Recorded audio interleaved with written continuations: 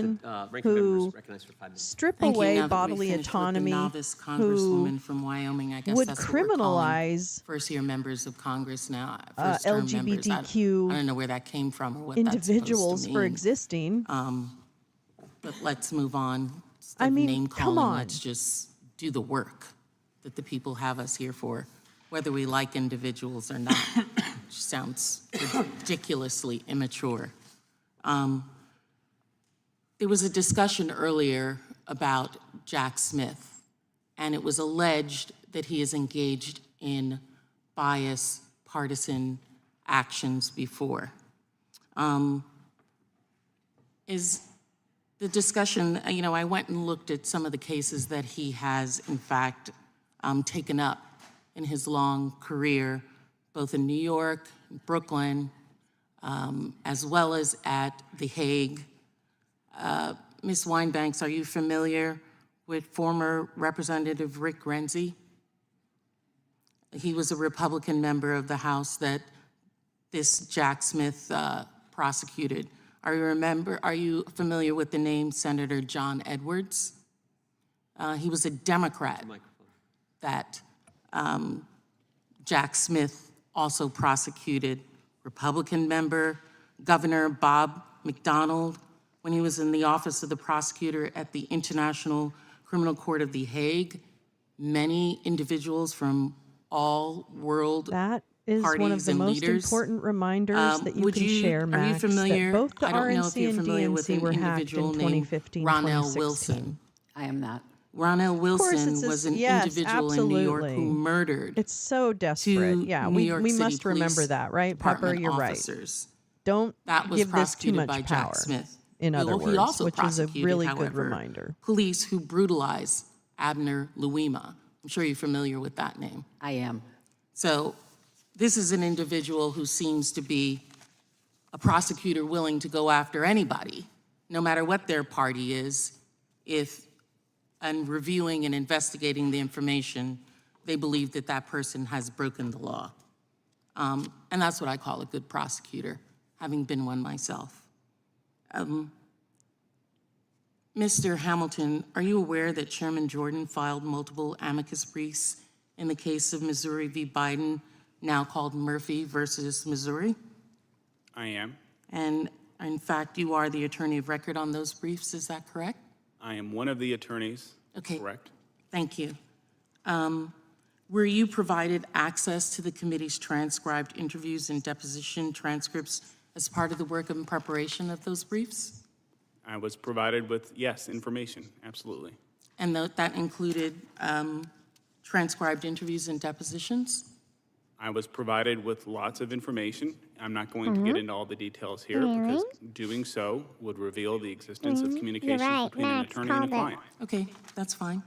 Do you, in your briefs, one of those instances of those briefs, you claimed that the FBI witness told the committee that the supposed Biden laptop was real, quote unquote, suggesting that the FBI had authenticated it.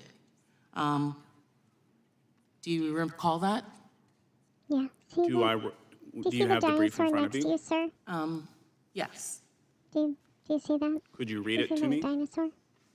And I'll let you know if I recall it. Can you Can fucking you suck hold the my time toe? for me, Mr. Chair? Sure. Thank you. Just kidding. This little douchebag Nazi, and yep, I'm pretty sure if I put money on it, he'd end up being a Nazi. Needs to go. Own him. Show no mercy. That's right. Look at the dinosaur because he's holding a sign that tells you exactly the fact that you're... Reading from the brief on page 28 of the brief that's listed, brief representatives Jim Jordan, Kelly Armstrong, Andy Biggs, Dan Bishop, et cetera, that was filed with the court on page 28. It states that, but of course the FBI knew not just the absence of evidence suggesting any foreign connection, the FBI knew the laptop was real. Do you recall that? I do recall. Okay. Do you also recall that when the individual stated, the witness later said that, suggesting that the FBI had authenticated it? However, that completely ignored the fact that the witness later said in that same transcription, He's part of that America same First interview, Legal, who was that part anyone of who the claimed that the Project laptop had been 2025 authenticated would be, quote, group that wrote that. misrepresenting So he's her just part of it. testimony. Do you recall her having said that? I can't tell you today if I recall that or not.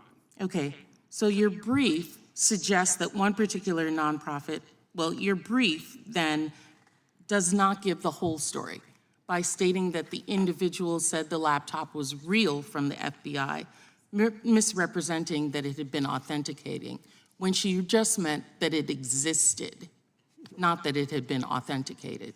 Do you know that difference? Are you disputing the reality of Hunter Biden's laptop? I am disputing totally your different brief, fucking which makes question, it you seem that the fucking authentication of what was in the laptop was there. But so I'm trying to understand where you're going. Are you trying? just asked are a you simple disputing the I'm asking contents you of a Hunter question, Biden's laptop? I am disputing that it purpose had of been your question of authenticated me? by the FBI. Do you know if it had been authenticated by the Whether the FBI? FBI authenticated it You or said not, it the had. You existence said it of had. it was authenticated You because said it it was had real. in No, the but that's brief. not You're the getting same into thing, You bitch. said it Oh, I had hate this in the guy. brief. That's the point. Moving on. I could go literally for hours. Your brief wrongly suggests that one particular nonprofit is in fact a government entity, and even includes a graphic from that nonprofit website that was cropped to omit language stating that the nonprofit is autonomous, meaning it's independent from the government. Literally on and on. It's just like this hearing of misrepresentations of the truth. I yield back. Gentlelady yields back. I would point out that last week the committee deposed Mr. Brady the Olson, fuck FBI up. agent, who said that at the time, October 2020, the FBI had no evidence that the laptop story was a hack and leak operation. No evidence. So they had done exactly what Mr. Really? Hamilton described in his Is that true? well-written Oh, you're brief. working I now recognize the hard, gentleman Jimmy. from Florida, I know. Mr. Stubbe.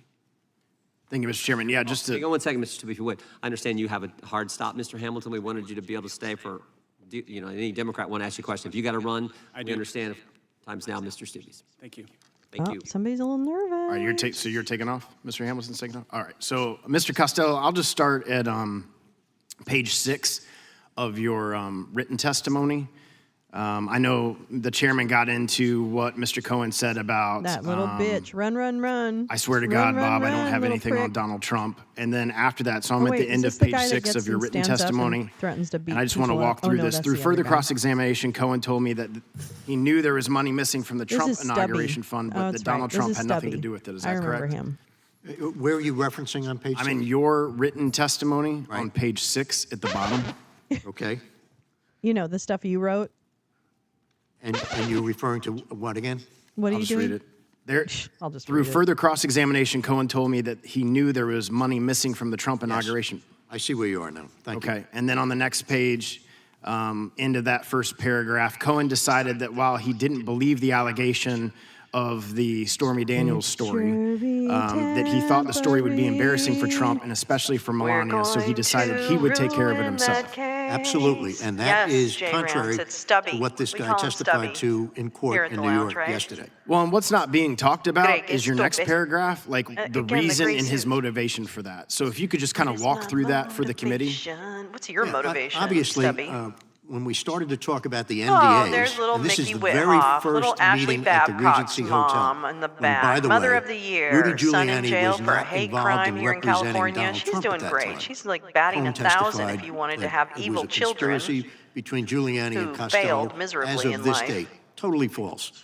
In any event, he also said that he didn't discuss the Stormy Daniels matter with us, and he certainly did. I have so many specifically thoughts asked that I him won't share because he kept on going about back saying, why I she's can't still believe they're sitting trying there. to put me in jail for these NDAs.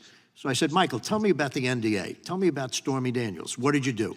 He said, I got a call from a lawyer representing Stormy Daniels who represented that she was going to testify that Donald Trump had sex with Stormy Daniels. Michael Cohen said, I didn't believe the allegation, but I knew that such an allegation would be terribly embarrassing. He said it would be embarrassing. He focused on Melania Trump. He said, I didn't want to embarrass Melania Trump. He said, that's why I decided to take care of this on my own. I went back to that several times. You did this on your own? On my own. Did Donald Trump have anything to do with it? No. developed into Did you quite get the the money monster, from Donald hasn't Trump? she? No. From any of his organizations? No. From anybody connected to Donald Trump? No. Where did you get the money? I took out a HELOC loan against my property. I said, why would you do that? He said, Well, okay, I so didn't here we want go down anybody to the know where I got rambling this money. road I didn't of want Robert Melania to Costello. know. I didn't want my Not own the wife funny to know one. because she's in charge, he said, of the Cohen family finances. He said if she saw money coming out of my account, she'd ask me 100 questions, and I didn't want to answer any of them.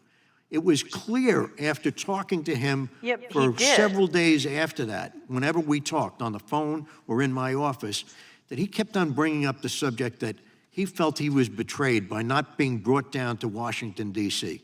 This guy thought, he said to me, that he should have been Attorney General of the United States, or at least the chief assistant to the president. That's why they're Ludicrous, pushing that but that's what he fucking thought. story And about he was him very doing angry that. about that. They're using that he as a way wanted to to do discredit him. I something get it. to 'Cause put I'm like, why himself are we back hearing into about the inner Michael circle Cohen's of Donald desire Trump. to be part That's of the why he took care of administration this on now his own. again? There had to Who be a cares? motivation. Oh, Michael it's Cohen that. is God, these always guys are so working for fucking things painfully that obvious. benefit himself. And that's what he was doing here. twam. That's completely different to what he said that he told the grand jury. That's completely different to what he's testifying to in New York. Nobody has heard this side of the equation. Right. Which is, I think, is important that you're talking about that today. And I'm now on page 8, but just to keep, we're going to keep going from where you were in your written testimony. The point is, when Michael Cohen was presented with the opportunity to implicate Donald Trump in exchange for eliminating his own enormous legal problems, he repeatedly said he had nothing truthful on Donald Trump. Yeah, why is that important? It's important because this guy literally was suicidal at the moment. He's saying, guys, I need you to tell me what my escape route is. How do I get out of this oncoming legal deluge that I see coming my way? And so I said, look, it's simple. If you look at what happened here, the U.S. attorney went to great lengths to get a search warrant for your law office. They had to go to Main Justice. They think you have something. Remember, he's telling us I didn't do anything illegal. Counts 1 through 7 that he pled guilty to had nothing to do with Donald Trump. He said, I didn't do anything illegal, and I've been cooperating with the special counsel. I've been cooperating with Congress. Didn't tell us that he lied to Congress. I said, Michael, isn't it easier if you have something truthful, and I kept on repeating that, it's got to be truthful, don't make something up.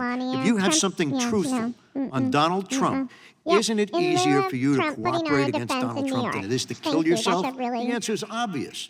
So when they claim that I was trying to shut up Michael Cohen, it's exactly the opposite. I was on that first day telling him, here's your escape route, if you have truthful information, but he didn't. And at this time, you were his attorney, which is why he made all these admissions. Yeah, I mean, he makes these claims that we were never his attorney. I can show you emails and text messages and phone calls where he kept on saying, Bob, you guys are on the team, but I don't want to announce it now. He had McDermott, Will, and Emery going through documents here in Washington, D.C. He said, I don't want to announce it now. We didn't give him a retainer agreement the first time we met him at the Regency Hotel. We gave him a retainer agreement when he came to our offices. This is that guy he came to our offices. When it's Thanksgiving or something, that he you kept just on fucking saying, well, I avoid can't deal him, with this right? now. Like you the guy run. slow played us. There's no basically- question about it. And I told you the take partner in charge of laxatives this, so that you will he's slow spend the playing us. Get entire rid of this guy. holiday in the bathroom. He's never going to come and up with can't the money. physically He's a leave bad it. penny. He's just going to keep on you just coming won't back. be tempted, so that you don't have to see it wasn't my this fault motherfucker. because it was his client, That is not my literally. client. So that's It's a why Michael catch-all kept on bitch calling me, session and I was giving him the specifically to fuck advice with the that New I York should have given him case. all along. Truthful advice. Specifically Nobody for a was purpose. pressuring him. I was giving him the straight facts as I knew them. My time's expired. I yield back. Gentleman No yields back. shit, Gentleman from North Sherlock. Dakota is recognized. Thank you, Mr. Chair, and I'd yield to you. Thank you. I thank the gentleman for yielding. Mr. Trustee, 17 years at the Department of Justice. Did the raid on Mar-a-Lago follow normal process? Mar-a-Lago. I don't believe so. You know who agrees with you? The Assistant FBI Director of the Washington Field Office, because we deposed him. And I just want to walk you through and say that if what you saw squares with what Mr. D'Antuono testified to in a deposition in front of the committee. The Miami Field Office did not conduct the search. It's folks from Washington who came down and did the search. Is that unusual? I would think so. You normally have at least some local component. The department did not assign a U.S. attorney to head up the investigation. They ran it out of the field office. They ran it out of Washington, D.C. Is that unusual? Well, I'm not sure it's unusual for DOJ attorneys to kind of assume authority in a vacuum. So, my understanding is Jay Bratt was involved from day one, and that continued through the search warrant, obviously. Right, but normally wouldn't a U.S. attorney be assigned to it in most cases? Yeah, and eventually they would show up for court, but I don't think at that part of the process they were an active partner. Did the FBI seek consent before they conducted the research? or the search. No, actually, the last thing that creepy President drunk Trump uncle, said when he yes. allowed FBI agents in Mar-a-Lago in June That just won't shut the was, fuck anything up. you need, let me know. The only communication that came from DOJ after that was a request to put a padlock on the door where they knew the boxes were. And then the next thing we know, Which 2 months the president complied which he with. did I have immediately, and 2 months I later have there's a search warrant. And slideshow then did the of a lot of the FBI boxes picks. wait when they That's got the, on premise, had this it is all secured? Did they wait Marta for Flardo. President Trump's legal team to Marta be there and Flardo. accompany them That's on it the right search? there. Mar-a-Lardo. There were requests by representatives of President Trump to be, in the vicinity of the search. Those were denied. That is a right of law enforcement. They don't have to. But for a case of this historical precedent, consistent with my earlier remarks, some transparency, some openness would have been probably a valuable moment lost here. No kidding. Talk to me about, in your testimony, two other things. You mentioned the 14th Amendment. I mean, this to me struck me as just absolutely craziness, that they're going to go to state courts and try to keep the president off the ballot. Tell me your thoughts on this crazy concept. Well, the Supreme Court unanimously agreed to end the nonsense of the disqualification litigation, but they never really reached the due process, which would have been a hornet's nest of going state by state and saying, how did they conduct these expedited trials? The fact that always grabbed me, and maybe this goes back to having a bad sense of humor, was in Colorado, they literally put a sociologist on the witness stand. You're wrong. To say, when President Trump said, go peaceful and patriotically, I know from my Ouija board or whatever else he consults, that he really means be violent and attack the cops. I mean, that was considered admissible information in a hearing designed to take a presidential candidate off of a ballot. So I kind of wanted the Supreme Court to get the due process and join me in laughing at that. You guys like to focus on that one little part, but there's a whole shit What he said, ton of I've other concluded means exactly the opposite, All right, motherfucker, and the court September accepted that as 2018. evidence. Thank goodness the Supreme Court said 9-0. This is crazy. I want to read you one other thing from your actually, I didn't see this is crazy anywhere in the opinion. You touched on it earlier. You said, if the this is a grand jury situation. In the grand jury, the prosecution said to Mr. Parlatore, if the president is being so cooperative, why won't he waive his attorney-client privilege? The fact that they asked that question in a grand, is, again, maybe as crazy as the whole 14th Amendment argument. Jim? Is it blowing your brain again, cell? Nothing I'd seen in 35 years, and it was an over-aggressive moment of asking the grand jury to draw a negative inference from a lawful invocation of attorney-client privilege. That's just black-letter unethical for a prosecutor to do. Yeah, scary stuff that we see going on. All to go after their political opponent. I'm going to bet that there were other rules broken by the example. perpetrators, though, that I would like to discuss. 1 to 4, where dangling the judgeship in front of a lawyer representing, when you got Jay Bratt and the DOJ there, is just, again, we could go on and on. I want to thank you both for testifying. Oh my God, my pearls. Where are my pearls? Recognizes Carol, get my Ohio, pearls. Mr. Davidson. I thank the chairman. I thank our witnesses. I regret that I didn't have the chance to dialogue with Mr. Hamilton, but I thank you guys for being here and staying a little longer than we thought the hearing would run. Look, one of the most influential books that I've read is a short book called The Law by Frederick Bastiat. He was a French philosopher in the 1800s. He predates Karl Marx, and he was addressing the socialists. So they were already trying to weaponize law. His book about the law was, in fact, all about how the law was corrupted and perverted from its proper use of defending freedom and property rights to a form of corruption, legal plunder, as he termed it. One of the quotes from the book is, he says, when law and morality contradict each other, the citizen has the cruel alternative of either losing his moral sense or losing his respect for the law. And I think that's where the American people are. They see that the law has been corrupted and perverted. They see, at best, a two-tiered system of justice. One of the most common questions probably every member of Congress gets, certainly when I talk to my closest friends, we all get this question, Congressman, when is someone going to jail? Now, to be fair, when the Democrats ask it, they want to know when a Republican's going to jail. And when the Republicans ask it, generally they want to know when a Democrat's going to jail. But the reality is people are seeing that there's one standard that they would be held to and another that's being applied to others. Political enemies, overwhelmingly. Political rivals. Never stop. It's the weaponization of law, lawfare. Who And is this the tip of the Q-tip? spear of this And is Donald why Trump. is he speaking? Donald Trump, they mocked when he said that they were Why spying on his can't I campaign. turn Lo and behold, this they were spying thing on his campaign. They said that the Russia collusion thing was all Some fake. days I wonder They funded a if $30+ we million just investigation into deserve Donald it. Trump with the Mueller report, Maybe and people this still think that's what he was how impeached for. it'd It was a nothing burger. be.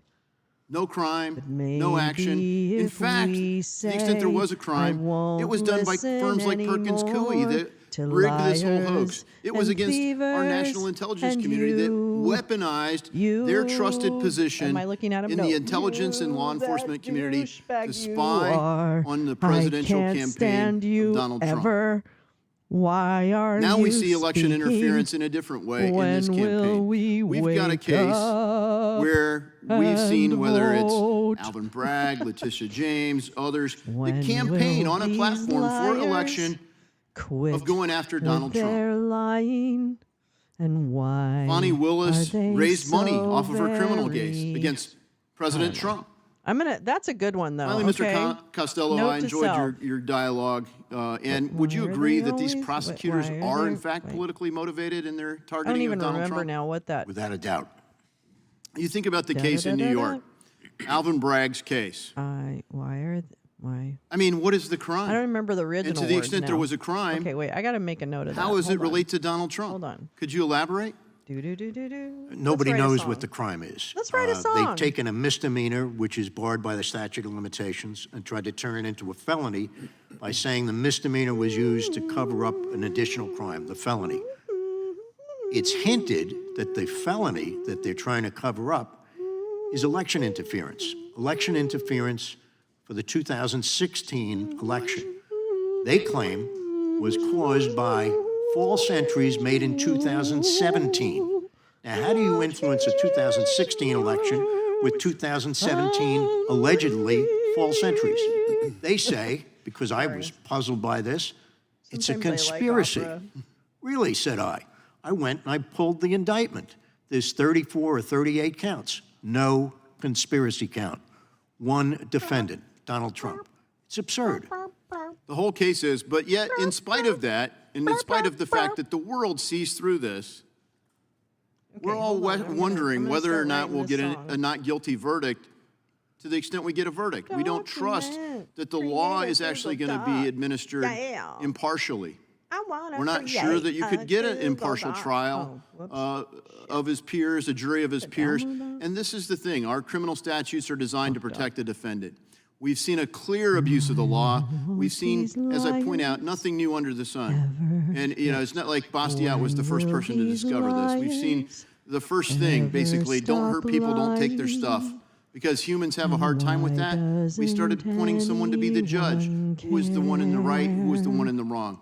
People see through this, and they're going to see it on November 5th. And I just trust that this country is worth defending. And I applaud the people that are standing up against injustice. Mr. Chairman, I yield back.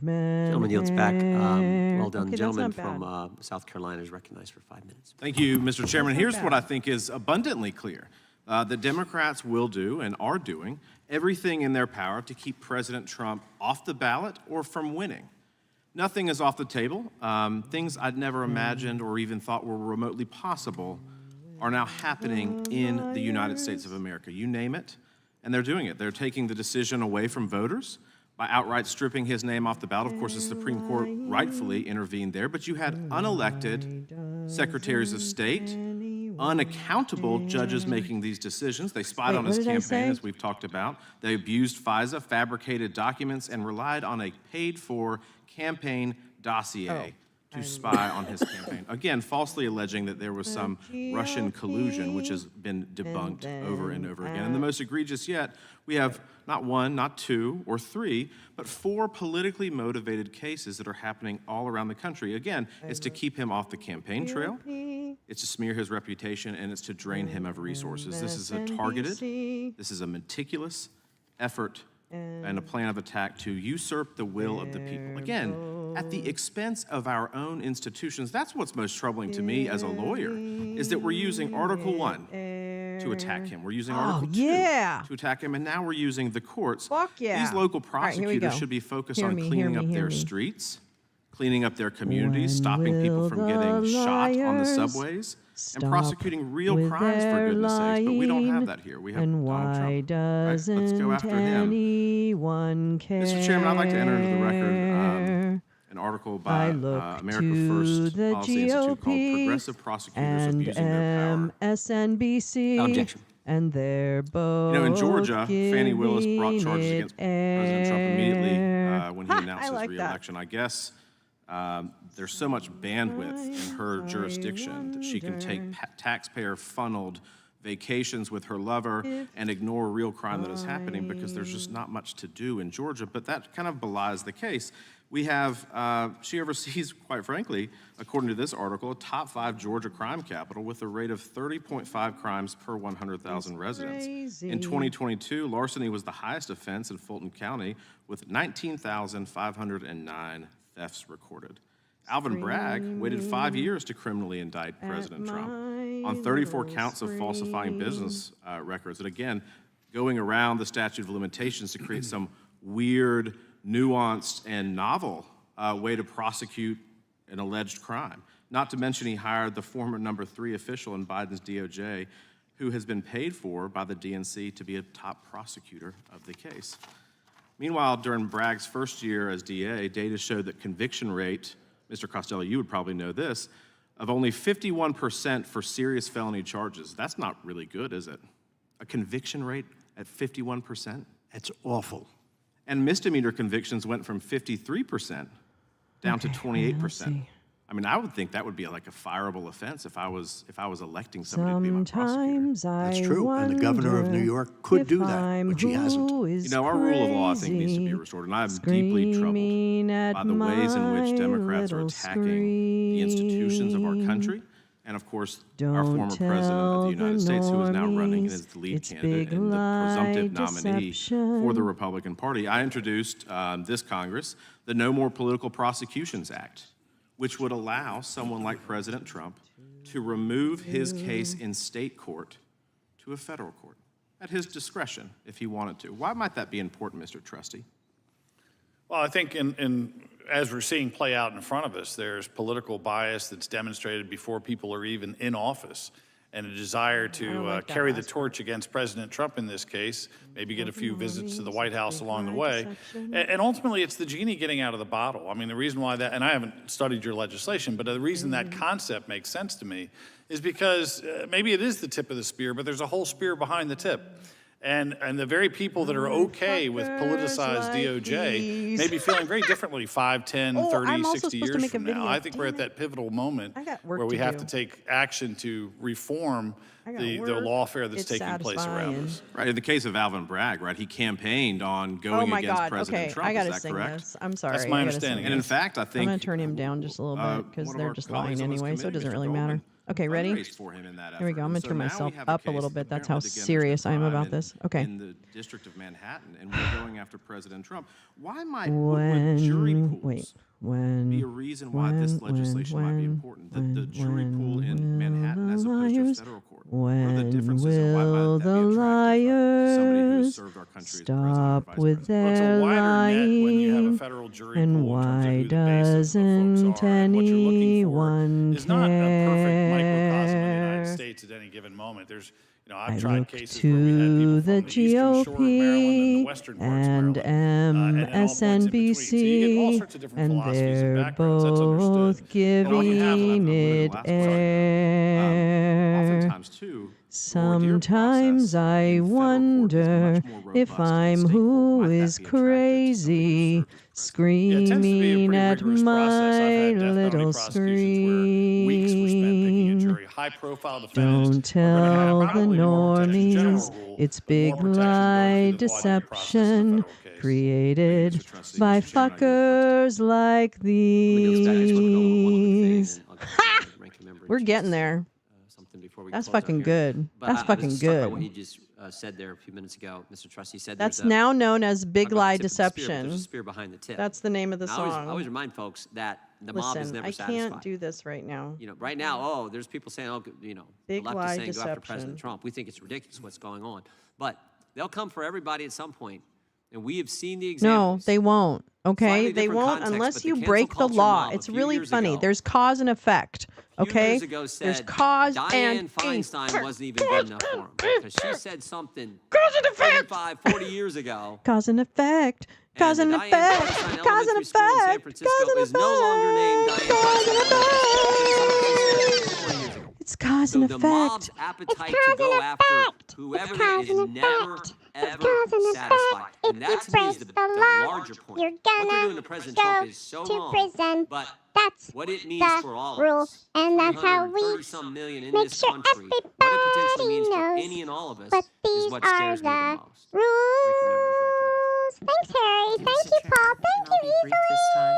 Ethan. I really like it. I know that I think it's a we great have song. some attorneys here who have had storied careers in their work. Not for long. Weinbank stated that she believed I mean, that she's former the only President one. Trump is a more extensive, She's the only one that's gonna walk existential away threat to with our that democracy license. than Richard Nixon was.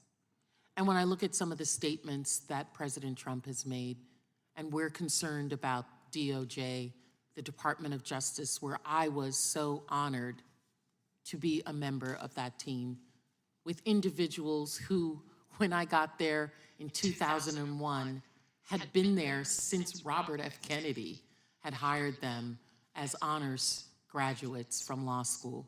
Just an incredible place. But we have a president who I don't think it's a joke when he says things, or humorous, when he says things like, I will appoint a real special prosecutor to go after the most corrupt president in history of the United States, Joe Biden and the entire crime family. Or if he says, if I happen to be president and see somebody who's doing well and beating me badly, I say, go down and indict them. When his own former chiefs of staff and others say that he is going to be a threat to this democracy. If we don't want to talk about Trump and we don't want to go after him, let's use this committee time to shore up those agencies that are, in fact, going to be there as guardrails to ensure that all of us are treated equally under the law. And I yield back. There's a reason all 4 cases are falling apart. It's because they were ridiculous cases, never should have been brought. I want to thank our witnesses for being here today. Ms. Weinbanks, thank you. Mr. Trustee, thank you for your good That's work. silly. Your outstanding testimony. Mr. Costello, the same for you. We appreciate you taking the time to share the truth with this committee. And with that, that concludes today's hearing. We Yay. thank our witnesses again Great. without All objection. right. You have members 10 will days 5 to legislative days retract to everything you additional, said because you written probably were questions to the lying. Okay, witnesses, more goodbye. additional materials for the record. Goodbye. Goodbye. Goodbye. Okay. Wow. Wow. Wow. Like wow. Like Wow. Like, wow. Yes, yes, yes, yes, yes. Slayed it, Jim. Slayed another one. Slay that dragon. Slay, slay, slay all day. Slay the dragon all day. Anyway. Okay, you know what really great stuff came out of this? A new song. I have so much like creative work I've got to do. Oh my god. I've been really I've been very bad about my work, and I need to do it. Which it's actually enjoyable, so it's not even work. It's more like joy. I need to do my joy. But so there's actually another hearing later this morning. I don't even know what time it is. What time is it? Oh, there's a hearing in about an hour. I have a different stream set up for that hearing because they are 2 different hearings. So I think it's in an hour and a half actually at 11:30 Pacific, 2:30. Is it? I don't know. Hold on. Let me see. I don't know. I don't know. Maybe. I'm not sure. Okay, wait, hold on. Let me tell you. Let me tell you something. I will tell you something. I will tell you something right now. What I'm going to tell you. Oops. Oh, shit. Okay, here we go. Wait, when is it? Yeah, the Midweek Trash Heap Part 2. Part 2 starts when? 87 minutes from now. only one person is waiting. Come on now. Come on, people. I'm just kidding. I'm just kidding. Anyway, so I'm going to end this one now. And then I will come back at 11:30 Pacific, 2:30 Eastern, blah, blah, blah, et cetera, et cetera. And I really want to thank you for everything you do. You're really, really special. And I think I hope you think so too. Thank you to all the Twitter viewers that came. We see you. We have 32 people kind of with eyes on the stream right now. I really appreciate it. I love the chat here at Lolo's Lounge on YouTube. Please come over to @RealLolo on YouTube. Join the chat. They're so smart. They're so wonderful. And it's really a great place to like convene and absorb some of the nonsense that's happening and write songs. We write songs. And the lounge has actually written a song. The next hearing is about, well, let me tell you, Senate Intelligence. Oh, this one is the Senate Intelligence Committee on foreign interference in the election coming up. So actually, it's a really good hearing. It's a very good hearing to watch. So it's a Senate hearing on foreign intelligence. Or intelligence on 2024 election security. So it's going to be a good one. It's going to be a good one. Actually, Senate hearings are a little more serious, somewhat. But anyway.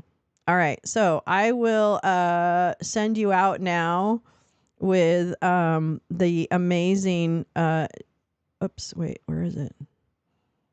Oh, I don't have it. Okay, well, anyway, I'll go ahead and... I'll send you out with the Daily Down Lolo theme song, and we'll go from there. Where is it? Oh, it's up here. Hold on. I don't know. Hey, come on now. Stop it. What? Why is it doing that? Oh, here we go. All right. I will see you guys later. I know, I can't wait to hear that one either. I love election shit. You know how I love that. I think we all do. All right, I love you guys. Thanks for spending part of your Wednesday. Yeah, part of your Wednesday with me. Hopefully I see you later. Take care. Bye. Oops, wait, it didn't do it. Oh, man. Okay, wait, I got to get out of that. I'm trying to use my funny system. Okay, here we go. All right, wait. Oh, maybe make sure. Okay, great. Okay, now for reals. Bye. For reals. Super for reals. Okay, bye. I love you. Bye.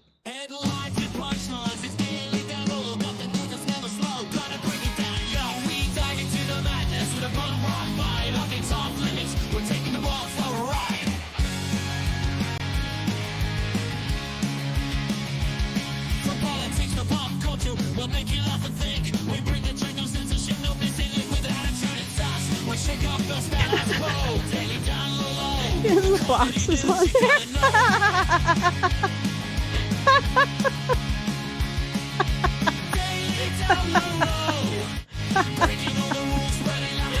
I love it.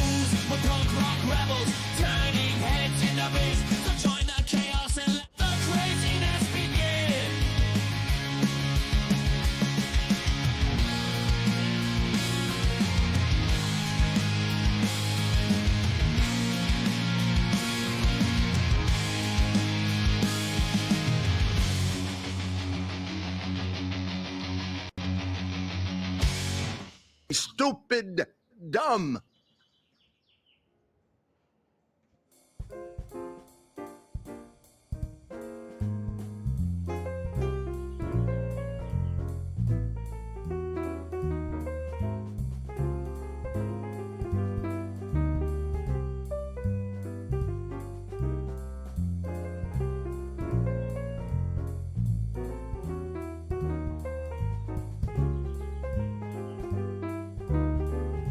Do-do, do-do, do-do. I love you guys too. Bye, everybody.